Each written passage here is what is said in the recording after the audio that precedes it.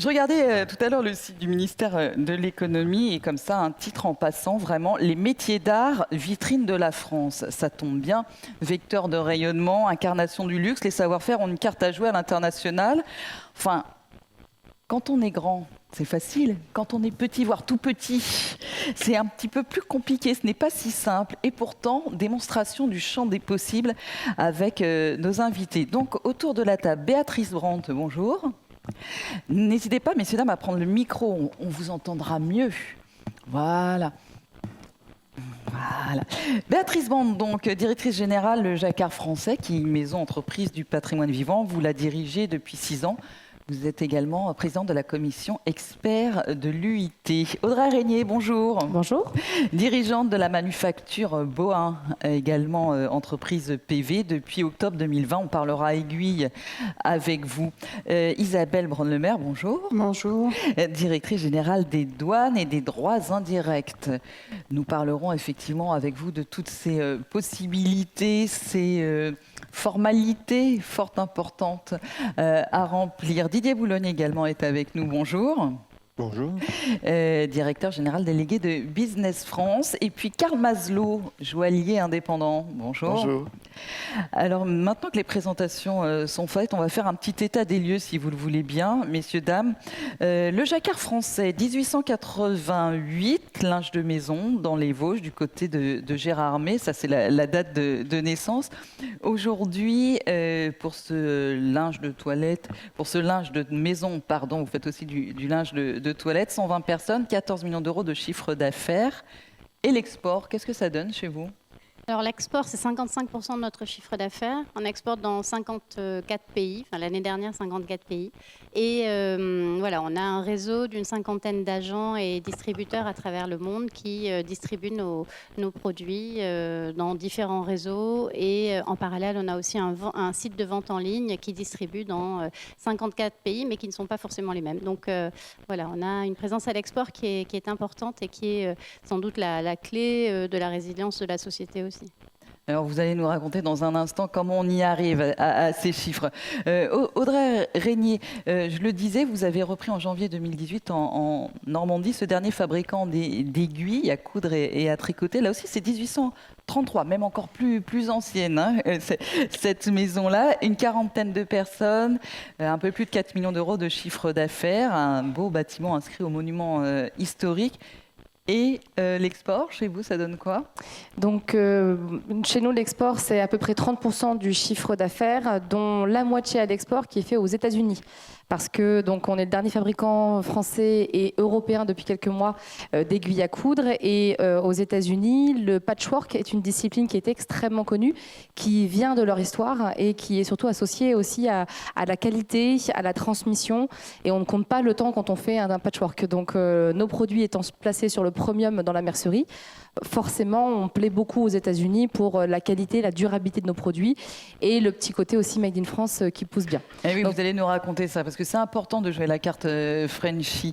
Karl Maslow, diplômé de l'école Boulle pendant une dizaine d'années, vous avez travaillé avec des maîtres joailliers, puis vous avez décidé de vous installer à votre compte. Comme on dit, vous êtes connu et reconnu, vous avez eu divers prix, je ne vais pas tous les citer, hein, mais notamment peut-être en 2017 le prix de la Fondation Banque Populaire pour les métiers d'art, ou en 2021 lauréat du prix de l'intelligence de la main de la Fondation Bettencourt, on reviendra dessus, et surtout lauréat de l'Institut français. Vous êtes allé en résidence à la Villa Kujoyama, c'est comme ça qu'on prononce. Oui, c'est ça. à Kyoto, et ça c'est important parce que votre histoire du coup de joaillier indépendant, elle est intimement liée avec le Japon. Oui. Elle est intimement liée. Je voulais rentrer, finalement, je voulais sauter, rayonner à l'international grâce au Japon, parce que c'était un pays qui me fascinait et que je trouvais complémentaire à la France pour ses savoir-faire d'excellence et leur sensibilité. Moi, mon chiffre d'affaires, il n'est pas exorbitant, mais en fait... Je me suis abstenue, vous avez remarqué. Hein. Il représente, je dirais, 10% de mon chiffre d'affaires au Japon. Seulement le Japon, mais c'est surtout de l'export et import de savoir-faire et de communication parce que mon projet de vie, il est vraiment de créer cette passerelle entre le Japon et la France à travers des expositions que j'initie de par des collaborations entre artisans et designers artistes japonais et que j'essaye de ramener en France pour les valoriser par des expositions et des travaux à quatre mains. Donc Voilà. au-delà de la valeur pécuniaire, et on reviendra dessus, il y a cette valeur culturelle et de partage, de savoir-faire. Oui, c'est ça. C'est comme ça que vous travaillez. Je crois que vous avez été, racontez-nous quand même en 2 secondes, vous avez travaillé avec des lycéens au Japon par exemple. Oui, j'ai été dans les îles les plus reculées du Japon, qui sont à l'est de Nagasaki. C'est les îles Goto. C'est des îles qui sont très pauvres parce qu'elles sont devenues, elles ont été c'est les exilés du Japon qui étaient chrétiens dans les années 1500. Donc c'est des îles qui sont restées très pauvres culturellement. Et je trouvais ça intéressant. Je me suis rapproché de la préfecture de Nagasaki avec la villa Kujuyama pour initier en fait un workshop avec les artisans et leur apprendre comment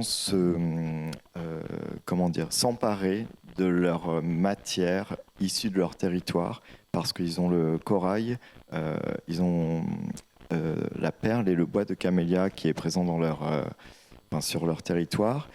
Et je trouvais intéressant de prendre des étudiants qui allaient se préparer aux écoles d'art à travailler en collaboration avec des artisans et un créateur français, pour un peu essayer de créer un peu de folie. Voilà. Et toujours créer des ponts. Donc voilà, effectivement, il y a cette valeur pécuniaire, cette importance business de l'export, mais il y a aussi ces échanges-là, quand on parle de savoir-faire, qui sont très importants. Didier Boulogne, c'était fin janvier 2021, je crois que vous aviez fait un relance export tour spécifique pour les professionnels des métiers d'art et du patrimoine vivant. Je ne vais même pas vous demander aujourd'hui quel bilan finalement, mais de quelle manière ça a pu faire avancer les choses. Et justement, qu'est-ce qui a changé dans ces 2 années, 2 ans après? Alors effectivement, on a eu l'opportunité, c'est Franck Riester à l'époque qui était venu dans la Manche, à Saint-James, donc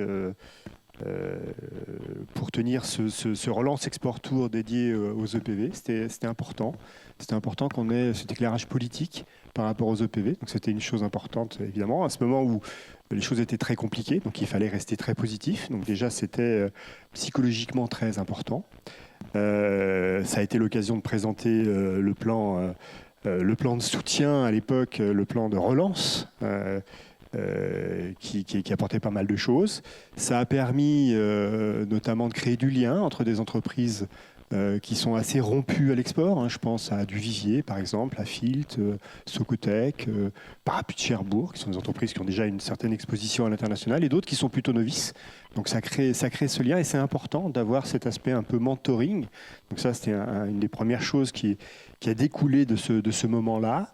Pour nous, Business France, ça nous a permis aussi de resserrer des liens avec toute la partie institutionnelle. Je pense évidemment aux chambres régionales des métiers et de l'artisanat, qui sont quand même un acteur essentiel.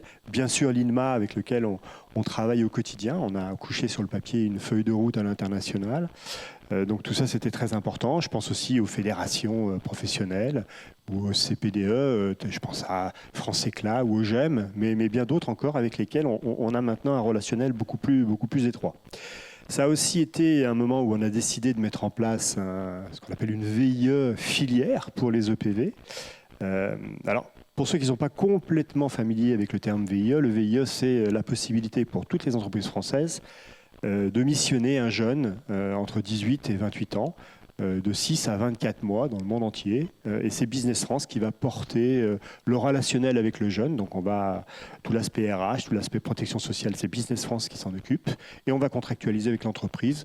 Donc c'est quand même extrêmement souple, c'est extrêmement économique pour les entreprises. Et dans le cadre du plan de relance, on avait décidé de permettre aux filières d'envoyer des VIE dans le monde pour se promouvoir à titre gracieux, puisque c'était totalement subventionné. On a positionné une VIE à Dubaï. Je crois qu'elle est dans la salle d'ailleurs, si je ne me trompe pas. Elle lève la main. Bonjour. Parce qu'on voulait évidemment profiter de la dynamique de l'Expo universelle. Ça a très bien marché. L'expo étant terminée, on a prolongé la mission et on l'a repositionnée au Royaume-Uni.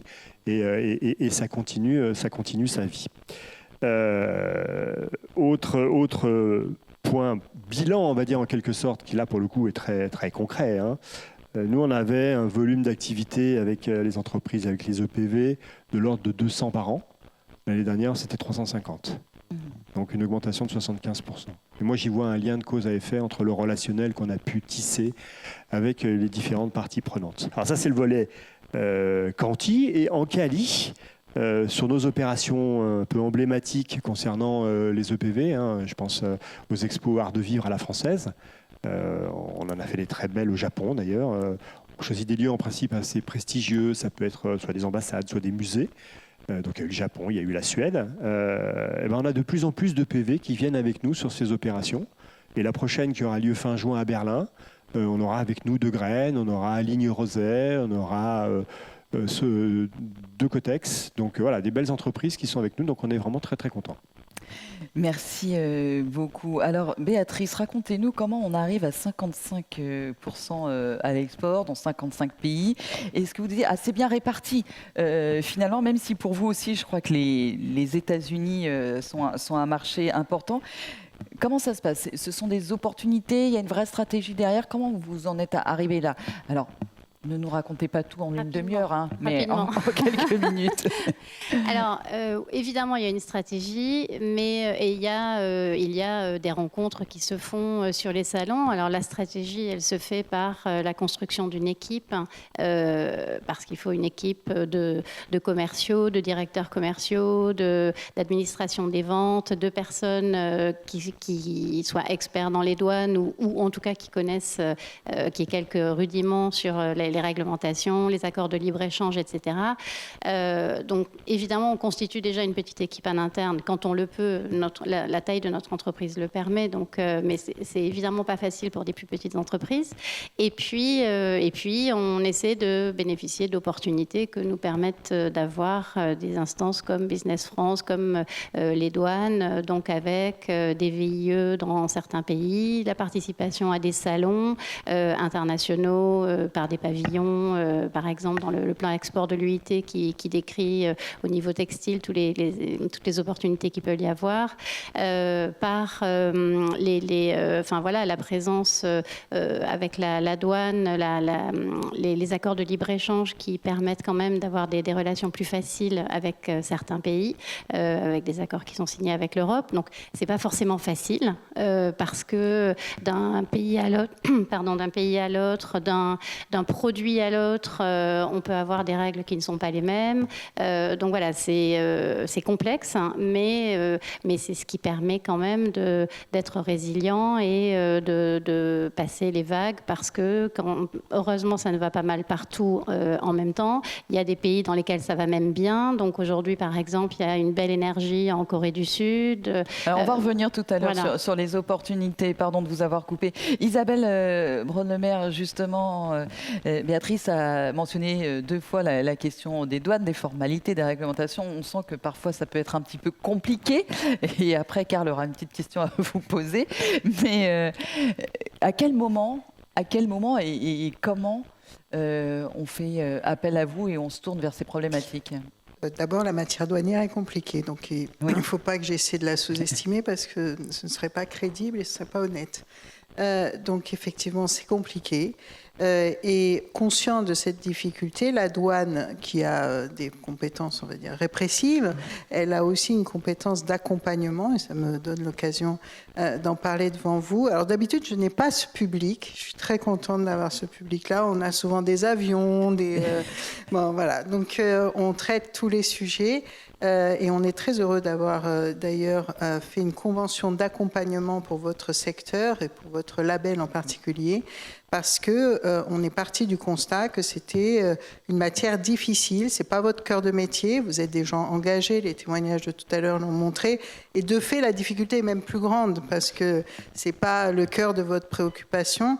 Déjà, dans les grandes entreprises, un expert douanier, c'est pas fréquent. Mais alors, dans vos entreprises, je ne sais même pas si vous l'imaginez. Donc, c'est un peu pour ça qu'on a signé cette convention pour rendre plus accessible cette matière, au moins que vous en ayez conscience.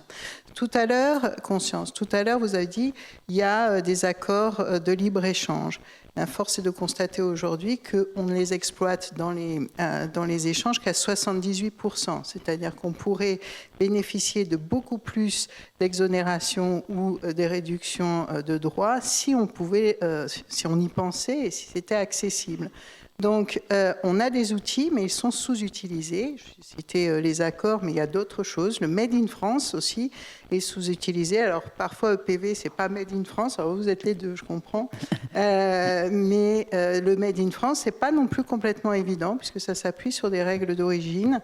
La protection aussi, ça, c'est un thème qu'on avait soulevé au moment de cette convention, hein, mais la protection de la propriété intellectuelle, c'est quelque chose qui peut être très fastidieux. Donc sur ces différents sujets, eh bien, on essaie d'accompagner. On peut accompagner très tôt. On a un beau réseau dans les régions. On a un service grand compte. Alors ça, c'est les ailes d'avion. Hein, pour les plus petits. Je ne sais pas si non, vous n'êtes pas grand compte les uns et les autres. Pas encore, mais je vous le souhaite. Quand vous aurez un développement international tel que vous pourrez être grand compte, ça, on a un service grand compte qui s'adresse aux opérateurs du commerce international et qui ont un développement qui est massif. Donc, sur tout le territoire, on a des pôles d'action économique qui reçoivent les entreprises pour à la fois expertiser le besoin. Alors, c'est très complémentaire de ce que fait Business France. D'ailleurs, on s'est vu il n'y a pas longtemps pour nous articuler. Nous, on est très dans la mise en œuvre, la démarche, l'accompagnement à cette mise en œuvre. Là où Business France, je vais sans doute réduire votre rôle, hein, mais là où Business France ouvre les opportunités, nous, on aide à les rendre un peu plus concrètes sur les aspects très opérationnels de la démarche. J'espère que je n'ai pas trop caricaturé nos rôles respectifs. En tout cas, c'est comme ça qu'on le voit. Nous, on est un peu les soutiers à vos côtés pour vous accompagner. On a des experts en douane, c'est pas si fréquent, donc on a des experts douaniers qui sont là. On a fait 2000, je crois, plus de 2000 entretiens conseils l'année dernière, donc c'est une réalité. Et il y a des secteurs, alors il n'y a pas longtemps, on s'occupait plutôt de la French Tech. Maintenant, on essaie de s'occuper de vous. La French Touch. Ouais, voilà, si vous voulez. Parce que il y a les réglementations douanières, les accords, mais il y a aussi les réglementations, qui sont non douanières, qui peuvent vous toucher. On s'en faisait la réflexion tout à l'heure. Par exemple, le cuir, les métaux précieux, ce sont des matériaux qui, à l'export, eh bien, ont des spécificités à prendre en compte. Donc, tous ces éléments-là, on le met à la disposition. Je pense que, donc, pardon, et je vends la convention à ce passage, on s'est engagé, à vous sensibiliser. J'y sommes. Hein. On s'est engagé à vous former. Et on s'est engagé à vous accompagner. Donc n'hésitez pas à vous retourner. En tout cas, on a tous nos coordonnées, mais à se tourner vers les douaniers pour qu'ils vous expliquent. Alors, je vous disais que Karl avait une question. C'est pas tout à fait une question, mais il s'est retrouvé dans une situation où vous parliez de métaux précieux à l'instant. Et oui, quand on est joaillier, c'est une grande question. Racontez-nous votre histoire. Vous faisiez une exposition au Japon. Oui. Et Karl ? Alors, oui, donc je faisais une exposition au Japon avec plusieurs artistes et on a été confrontés finalement donc à faire un carnet ATA. C'est un carnet qui recense un peu tous les objets et la nature de ces objets, en quelle matière ils sont. Donc évidemment, moi, ils étaient tous en métaux précieux. Et c'est pas là la problématique, mais c'est plutôt durant cette exposition, il y a eu plusieurs personnes qui voulaient acheter les pièces. Et je me suis retrouvé dans une situation où en fait il fallait casser le carnet ATA, où en fait il y avait deux solutions: casser le carnet ATA et refaire des formalités auxquelles j'étais pas du tout préparé, ou prévenir la personne, l'acheteur, de lui dire en fait on va attendre la fin de l'exposition, que les objets reviennent en France pour ensuite les renvoyer. Et voilà. Non, ce n'était pas le conseil d'un douanier, mais en tout cas, c'est une problématique. C'est des problématiques qui peuvent se poser effectivement quand on est indépendant et qu'on est comme ça sur des expositions. Mais c'est surtout des problématiques, enfin en tout cas à l'époque où j'étais à l'école, où on n'est pas formé et préparé. Et même au-delà des métaux précieux, il y a des bois qui sont vraiment interdits. On avait fait une caisse de transport où le bois n'était pas adapté.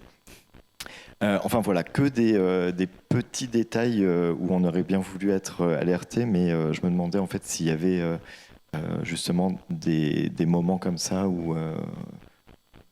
Vous vivez où ? À Paris. Bon, donc on va vous donner le nom du PAE, là, voire vous prendre en main directement. Non, effectivement, enfin, c'est des règles de commerce et c'est là où je disais que vous êtes peut-être un peu étranger à toutes ces règles. Vous étiez parti faire une exposition. Partir faire une exposition ou partir vendre, c'est pas la même chose. Et donc, c'est pas les mêmes formalités. Et ça, vous n'avez pas pris conscience. Vous avez trouvé un acheteur au passage, d'ailleurs sans doute bien attentionné. Vous avez vu le chiffre d'affaires, vous parliez tout à l'heure, peut-être croître. Et la formalité douanière l'a empêché. Donc oui, il y a des règles. C'est assez loin de ce qu'un créateur peut imaginer et des règles de commerce international qui s'appliquent à vous. Oui. Mais je ne vais pas rentrer dans le détail, mais effectivement, le carnet ATA, il n'était pas adapté pour cette vente. Voilà, mais c'est des petites choses à savoir, comme ça, ces petites problématiques-là, effectivement, qui peuvent entrer en jeu quand on n'y pense pas au départ. Votre histoire, Audrey, sur la stratégie ou opportunité pour aller chez Bohain. Alors, je sais que vous avez plein d'anecdotes à nous raconter. Racontez-nous juste pourquoi vous êtes si présente aux États-Unis, par exemple. Alors, on est présent aux États-Unis, comme j'expliquais tout à l'heure, par rapport à la dimension du patchwork. Donc, c'est vraiment lié à l'histoire des États-Unis, puisque les États-Unis se sont créés notamment avec la communauté Amish, qui avait cette utilité en fait de reprisage et de ne jamais jeter et de toujours il n'y avait réinvestir. pas une histoire aussi de rencontre Alors, au départ. C'est donc le patchwork. En fait, c'est pour ça qu'on est parti aux États-Unis. C'est pour vraiment en fait vendre nos produits pour le patchwork. Mais partir aux États-Unis avec simplement des aiguilles, des épingles, c'est un petit peu audacieux. Donc, on a rencontré un jour un Américain qui nous a dit aux États-Unis, si vous voulez que ça fonctionne, vous allez vendre la Normandie. Donc on s'est dit, bon d'accord, on va vendre la Normandie, mais comment on fait? Et il nous dit, vous allez acheter des beaux timbres normands et je vais vous passer un fichier. Vous allez envoyer à 1000 merceries des États-Unis une enveloppe avec votre pochette d'aiguille à l'intérieur, un beau timbre de l'or Normandie et vous dites que vous serez présent au prochain salon. Bon, alors du coup, on fait ça. Voilà, on se dit, bon, allez hop, on va voir si ça fonctionne. C'est un petit peu audacieux. Donc on investit sur ce salon, on envoie donc ces 1000 courriers. On va donc à Houston, on installe le stand. Et là, tous les Américains nous regardent, les petits Frenchies avec leurs petites aiguilles, leurs petites épingles qui débarquent. Et ils nous voient arriver et surtout, ils voient en fait toutes les merceries qui viennent sur le stand et qui disent « c'est vous les Normands, c'est vous les Normands ». Et donc là, les distributeurs autour se posent quand même un petit peu de questions. Le plus gros distributeur qui avait un stand de 2 allées à côté nous regarde du coin de l'œil. Il vient nous voir et puis nous dit non, mais moi j'ai beaucoup trop de marques déjà, je ne vais pas travailler avec vous. Bon, ok, mais bon, allez, parlez-moi un peu de vous. Et là, on commence en lui expliquant qu'on a plein de merceries qui viennent parce qu'on a vendu la Normandie. Il dit, la Normandie? Vous êtes de Normandie? Je dis, bah oui, on est de Normandie. Et là, il nous dit, mon grand-père était l'aide de camp d'Eisenhower. Alors là, en fait, on pouvait faire tout ce qu'on voulait, ça y est, c'était vendu. Parce qu'en fait, c'était une rencontre. Quand on parle de rencontre, c'est ça aussi. C'est qu'on avait la qualité, bien sûr, de nos produits. Alors, tout n'est pas qu'une histoire de rencontre, c'est aussi la qualité du produit derrière. On était, nous, aussi baqués en logistique pour pouvoir ensuite envoyer aux États-Unis. On s'était déjà préparé en amont. Mais surtout, on a eu cette rencontre. On a su créer de l'émotion, en fait, avec nos produits. Et on a vendu la marque et on a vendu aussi toute l'histoire autour. On a vendu le territoire. Et donc voilà, ça c'est une des nombreuses anecdotes que j'ai. Et mais depuis, vous êtes tout le temps en marinière sur les salons. Marinière Saint-James, voilà. On joue le jeu à fond du territoire. En effet, on joue quand on va aux États-Unis, on joue vraiment le côté français parce que ça plaît, parce que ça fonctionne et parce que c'est notre identité. Donc c'est pas qu'un produit marketing, c'est vraiment parce que voilà, on est fiers de notre territoire. Donc et parce que encore le côté Frenchy égale premium. Dans l'esprit des Américains, oui. Forcément, en tout cas dans notre secteur de la mercerie, la marque française, c'est le savoir-vivre à la française, c'est le luxe à la française, et c'est le gage de qualité, c'est le label de qualité, c'est un ensemble en fait. Alors ça rime, mais souvent on nous dit quand c'est boin, c'est forcément bien. Et c'est encore plus présent aux États-Unis. Mais je ne vous ferai pas en anglais parce que mon accent est un petit peu nul. Ça marche moins bien. L'opportunité, il ne faut pas la laisser passer. Karl, et vous en avez eu tout de même, qui était au-delà d'une exposition avec l'Orient Express d'Asie du Sud. Ouais, c'est une super histoire, ça. Oui. C'est une super histoire. On parle encore de rencontres. En fait, j'ai fait plusieurs expositions au Japon. Et voilà, il y a aussi les outils d'aujourd'hui qui sont les réseaux sociaux, qui sont une belle porte pour rayonner à l'international. Donc c'était le groupe Belmont à l'époque, avant qu'il se fasse racheter par le LVMH. Donc c'est le groupe, c'est une branche de l'Orient Express, donc Eastern Oriental Express, Asie du Sud-Est, qui en fait a vu que je participe à beaucoup d'événements au Japon. Et ils m'ont contacté en direct pour me demander en fait pourquoi pas en fait faire un projet ensemble. Donc l'idée c'était de voyager à bord de ce train. Donc il fait de Singapour jusqu'à Bangkok. Donc c'est un retour dans le passé. Le train avance à 50 à l'heure. Et en fait c'est une invitation à prendre le temps et à voyager autrement. Et vous avez créé des pièces ? Oui, en fait, le projet, c'était de m'inspirer de tout ce que je trouvais à l'intérieur du train et dans le paysage, d'en dessiner une collection, de prendre ces recherches-là, de les ramener à Paris, et là, à Paris, de les fabriquer pour les renvoyer sans trop de problèmes de douane. et du coup, elles ont été vendues derrière. Oui, elles ont été vendues à bord du train. Business derrière, ouais. En fait, cette idée-là, c'était que les passagers remportent avec eux un souvenir de ce voyage-là. Belle opportunité. On parlait des opportunités, comme ça a l'air simple, ces rencontres, ces histoires. Mais vous le disiez d'un mot tout à l'heure, Béatrice, il y a aussi tout l'accompagnement. On en a parlé un petit peu avec les douanes. Chez Business France, c'est aussi votre job, justement, d'accompagner Didier Boulogne. Quels sont les dispositifs ? Alors pareil, on ne va pas faire un petit inventaire à l'après-vert, mais qu'est-ce qu'on peut donner comme information, passer comme message ? Il y a pas mal de choses. Mais je vais me concentrer sur deux choses qui sont des choses vraiment pour le coup d'actualité, qui ont été lancées dans le cadre du plan de relance et qui vont monter en puissance là encore au fil des mois. Le premier, c'est ce qu'on appelle dans notre jargon l'export commence en France. Et là, ça part d'un double constat. Le premier, c'est qu'il y a quand même une régionalisation des échanges, on voit bien sur certains salons européens qui avaient une vocation mondiale, qui sont ramenés aujourd'hui à une dimension plus régionale. On a moins de visiteurs asiatiques. Par voie de conséquence, les PME françaises, les TPE françaises, sont assez réticentes à se projeter au grand export. Donc, on va amener les acheteurs internationaux sur des événements en France.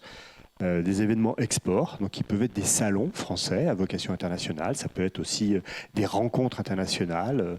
On le fait sur la French Tech, on le fait sur les grands événements sportifs, on le fera dans la santé aussi. Ça peut être des forums géographiques, quand on fait un forum sur la Tunisie, un forum sur le Brésil par exemple. Mais en soi, l'événement, c'est un prétexte. Nous, ce qu'on veut, c'est créer l'interaction entre l'acheteur international et la PME française, créer ce moment qui fait qu'on va débuter une relation qui peut-être va arriver à du chiffre d'affaires additionnel à l'export. Pour les EPV, alors il y a plusieurs choses qui sont en chantier, mais là on va travailler sur Tranois. Donc il y a un salon qui arrive en juin. Oui. Tranoï. Merci. Je vous en prie. On sera aussi sur Who's Next, on sera sur Première Vision, on sera sur Maison et Objets. Voilà. Donc le calendrier n'est pas complètement arrêté encore. C'est la première année où on est en train de monter en puissance. On veut amener au total 700 acheteurs. Donc sur la totalité. Donc on les fait venir, on les paye. On les paye pour venir. Alors, on est sur une logique forfaitaire. On ne va pas payer des business class, mais malgré tout, on fait un effort. La France fait un effort pour les accueillir, pour les motiver. Et les premiers résultats sont très, très bons. Donc ça, c'est le premier point sur lequel on va pousser les feux. Et j'ai cru comprendre en discutant avec certains d'entre vous que c'était une mesure qui pourrait vous intéresser. La deuxième, c'est le digital. Et là aussi, ça part d'un constat, c'est que les entreprises françaises, les PME françaises, sont trop peu encore sur une logique de commerce digital. On a seulement 8% des PME françaises qui sont sur des marketplaces, seulement 20% des PME françaises qui ont un site internet marchand. Donc il faut qu'on accélère par rapport à ça. Donc on a fait deux choses. La première, on a développé des vitrines, des e-vitrines. Donc, c'est des marketplaces qui sont développés par Business France. On est sur les biens de conso pour l'instant. On verra après comment on va évoluer par sédimentation. Mais pour l'instant, on est sur des biens de conso. On a réussi à embarquer avec nous 4500 PME françaises. On a 6000 acheteurs qu'on a été capable de mettre en face grâce à nos bureaux à l'international. Et on est sur un rythme d'interaction commerciale qui est de l'ordre de 600 par an. Et on va pousser les feux par rapport à ça. Là, l'idée, c'est vraiment de prendre par la main des entreprises qui sont peu familières avec l'outil de commerce digital et de les acculturer, à faire le bon verbatim, à mettre la bonne photo. Et puis, nous, on fait du push. D'ailleurs, moi, j'ai une équipe de 14 personnes qui va appeler les entreprises en disant « Vous avez vu, vous avez un message d'un acheteur coréen. Il faudrait lui répondre parce qu'il demande des devis ou il aimerait avoir des échantillons. » Donc, voilà. Donc, ça, c'est le premier, on va dire, le premier étage. C'est pour les entreprises qui sont peu familières avec le commerce en ligne. Et puis, pour ceux qui sont un peu plus musclés, là, on est en train de négocier avec des marketplaces un tarif bonifié pour les placer sur des corners France. Donc là, on vient de signer avec Jour et de New Black. Donc, c'est deux plateformes qui peuvent intéresser les EPV. Donc voilà. Donc, c'est le moment, c'est l'instant. Si vous souhaitez embarquer avec nous, on est là. Il y en aura d'autres. De toute façon, on est à votre écoute. Si vous nous dites telle plateforme est performante, on va discuter avec eux, on verra. L'idée, c'est d'avoir une panoplie assez complète de solutions digitales pour nous permettre de couvrir à peu près tous les secteurs sur toutes les géographies.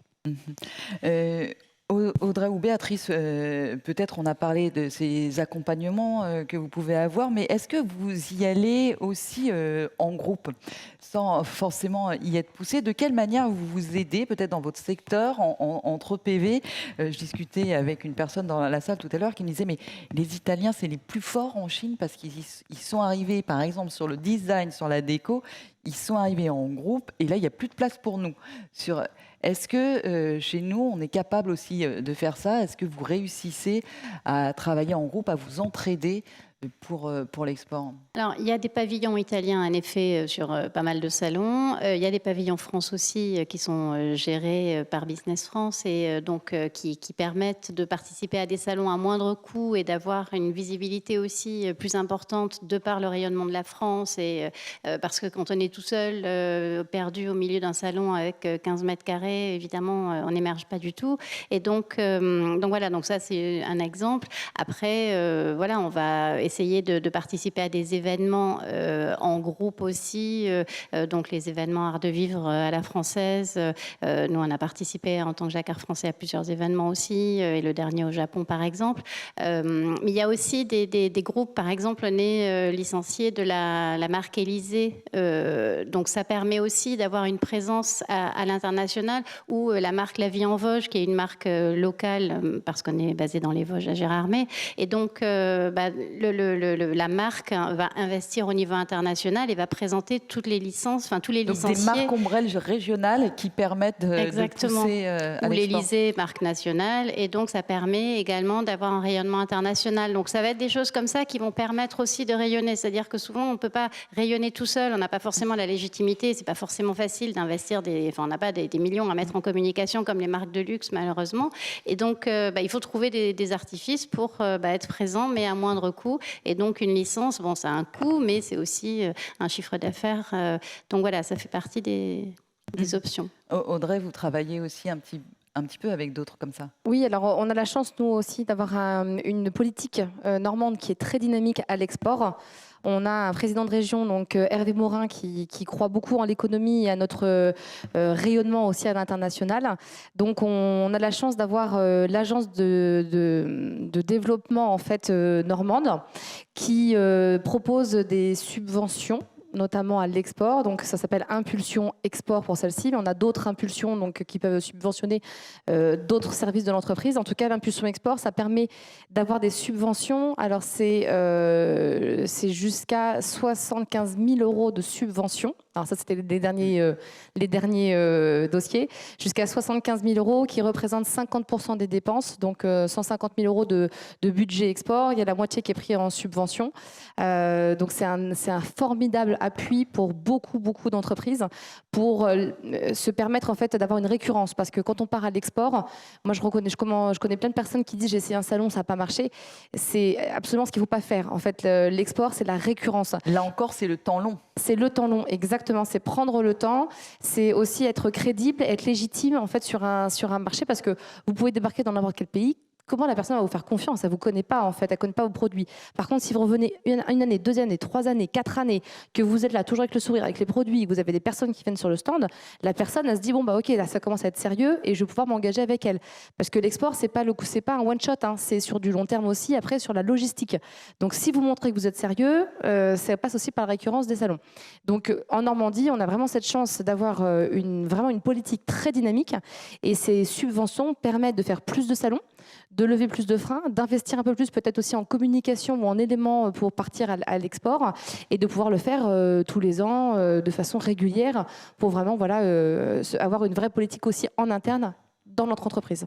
Donc c'est pas la même chose que ce que tu disais, mais c'est aussi un moyen de chasser aussi. Regarder. Voilà.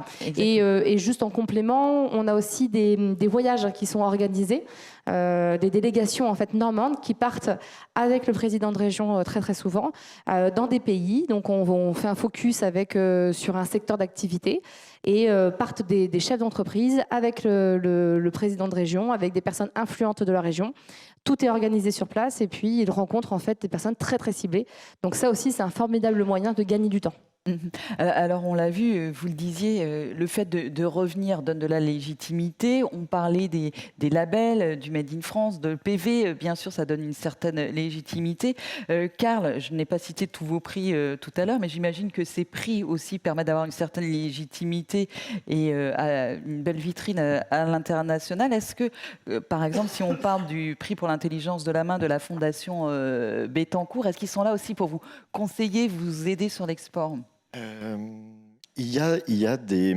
fait, ils soutiennent beaucoup au cas par cas. Donc, c'est vraiment un suivi bien spécifique pour chacun. Et on a justement une bourse dédiée au développement de notre projet professionnel. Donc, on peut demander, oui, à être accompagné sur l'international si on le souhaite. En fait, ils ont un réseau assez extraordinaire, donc ils peuvent nous y préparer. Comme vous disiez, en fait, c'est beaucoup d'investissement quand même. Donc, en tant que, les personnes autour de moi qui sont dans la même situation en indépendant, il faut savoir effectivement avoir de la récurrence à l'étranger, pouvoir suivre aussi après un salon, parce qu'il y a l'après-salon où en fait il faut dégager du temps pour recontacter les gens. Il ne faut pas que ce soit un coup d'épée dans l'eau, comme on dit. Donc tout ça, c'est... oui, on peut demander de l'accompagnement, mais je pense que ça ne suffirait pas. Mais ils nous y aident, et tout ce qui est rayonnement à l'international, ils nous proposent des résidences aussi comme la Villa Albertine, où en fait on est un peu plus... Vous l'avez raté de peu, la Villa Albertine. Pourquoi vous êtes au courant? Non. Non, mais aux États-Unis. Oui. Non, je ne sais pas si vous l'avez raté de peu, mais en tout cas, vous avez failli y aller. Pardon? Vous avez failli y aller, non? Oui, j'étais en... J'avais dit une bêtise, non, je vais wow. Non, j'étais en finale. Et, Quand même. Ouais. Mais c'est que c'était pas le bon moment. Bah non, c'est ça, c'était pas le bon moment. Pour terminer, parce que je voudrais pas vous mettre en retard, je voudrais faire un dernier tour de table sur peut-être l'opportunité que vous voyez aujourd'hui et un dernier conseil, Béatrice. Alors, alors nous, l'opportunité en termes de pays d'exportation en ce moment, c'est la Corée du Sud qui est très dynamique et qui adore les produits français. Et donc, d'ailleurs, l'Union des industries textiles a signé un partenariat avec le Cofoti, qui est son homologue en Corée. Et donc, je pense qu'aujourd'hui, communiquer vis-à-vis des Coréens et essayer par sa fédération, par son syndicat, par différents réseaux, essayer de rencontrer des Coréens. Il y a une vraie appétence aujourd'hui pour les produits français en général. Et alors le luxe, oui, mais pas que. Tout le savoir-faire à la française. Donc des choses bien faites, avec une histoire, ça les inspire beaucoup aujourd'hui. Donc Audrey, à part le conseil de s'habiller en marinière et puis vous le disiez, la récurrence, ceci dit très sérieusement, c'est très important. Quelles opportunités vous voyez aujourd'hui et quels derniers conseils vous donneriez?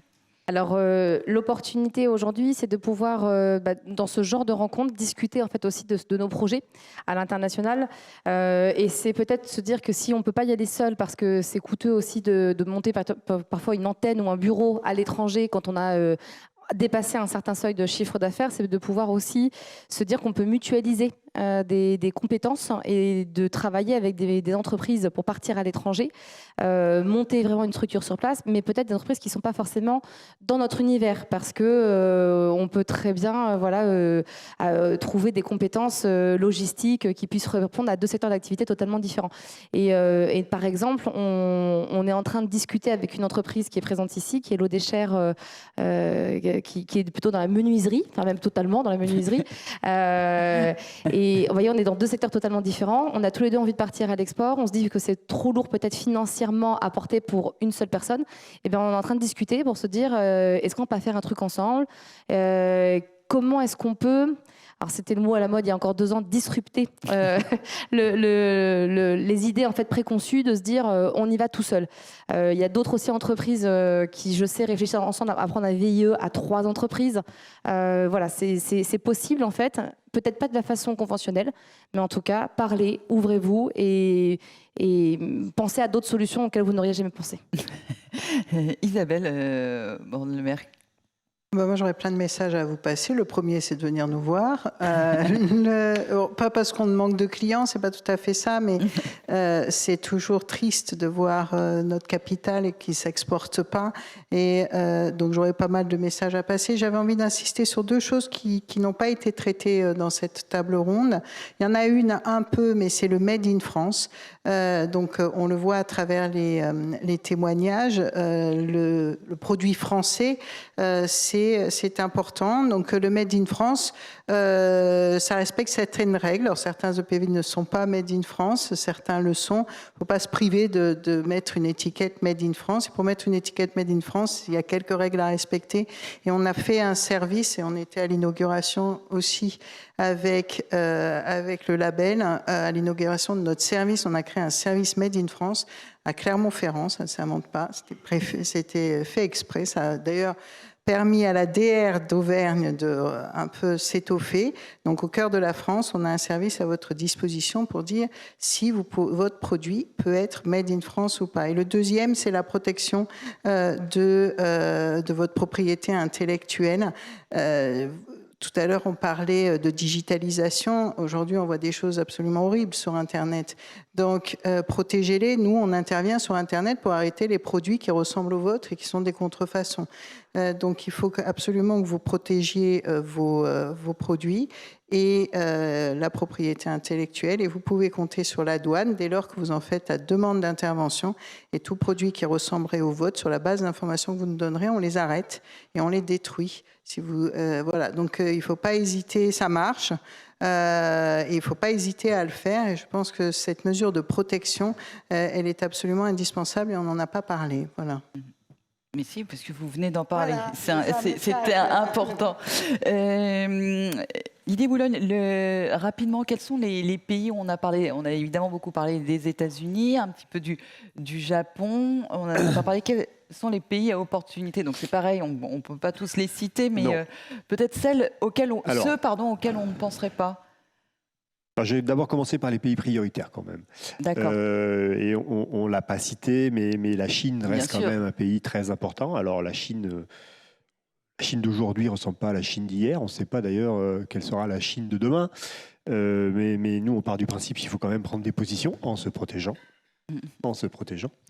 Mais on va organiser d'ici la fin de l'année une exposition Art de vivre à la française en Chine.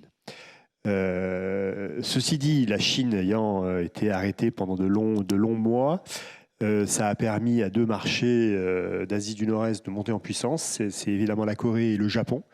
Le Japon qui a retrouvé aussi beaucoup de vigueur. Donc c'est des pays sur lesquels on a d'extrêmement bons résultats et sur lesquels évidemment tout ce qui est le luxe, art de vivre, le savoir-vivre à la française, c'est ultra vendeur. Donc c'est des pays sur lesquels on va miser. Évidemment l'Europe occidentale, parce que l'Europe de l'Ouest, que ce soit l'Allemagne, le Royaume-Uni ou l'Espagne, c'est des valeurs sûres. Et les États-Unis, parce que les États-Unis, c'est les États-Unis. Donc ça reste des pays très importants. Sur les pays un peu plus challenger, mais qui sont intéressants, on pousse pas mal, nous, sur le Moyen-Orient.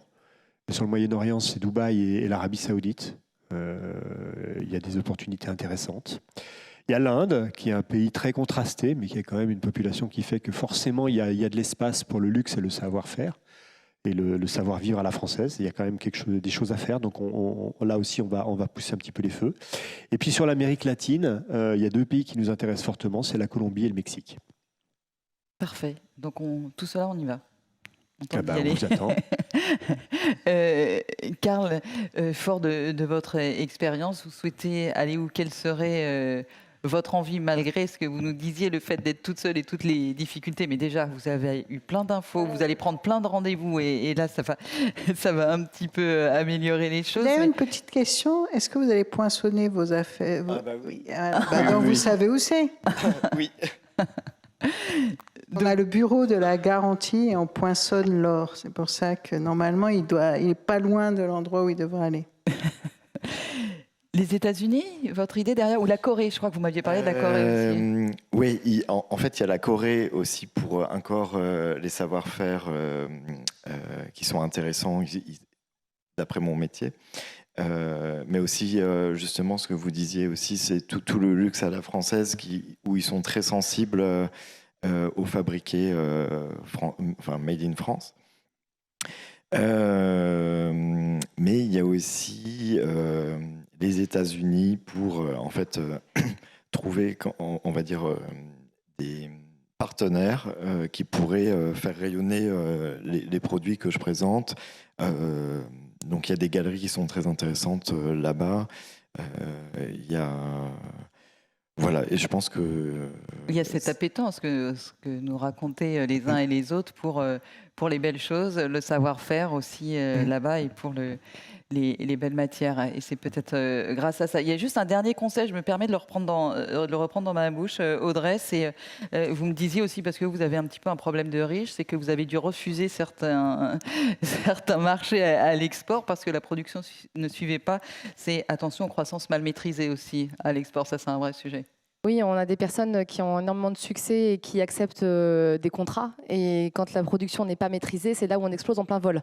Donc c'est doublement frustrant en fait. Donc quand on part à l'export, il faut s'assurer que notre production peut suivre derrière quand on est en production justement made in France ou quand on est même en négoce. Il faut s'assurer de ça. Mais pour finir sur une note positive, je vous rassure, on est en train de tout faire pour justement lever cette barrière et ne plus jamais refuser quoi que ce soit. Voilà, et là on repart sur les questions de territoire, d'investissement, etc. et de recrutement. Mais en tout cas, 17h15, on est bien, mesdames. Mille merci, messieurs, dames, d'avoir été avec nous. Restez encore juste quelques secondes parce que quand même, nous allons avoir le mot de conclusion de Luc Le Sénécal. On va vous donner un micro. Hop. Merci. Pendant cela, j'en profite pour vous remercier.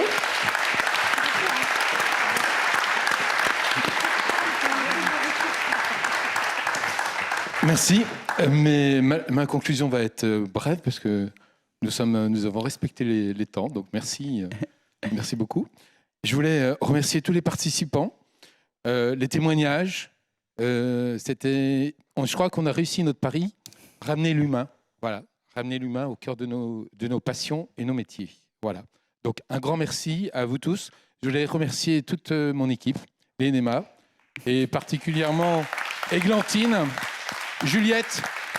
Voilà, Juliette, lève-toi Juliette, voilà, dans le fond. Églantine. Oui, Églantine, voilà. Et toute l'équipe.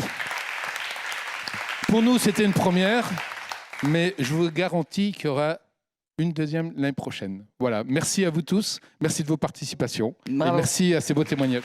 Bravo, merci.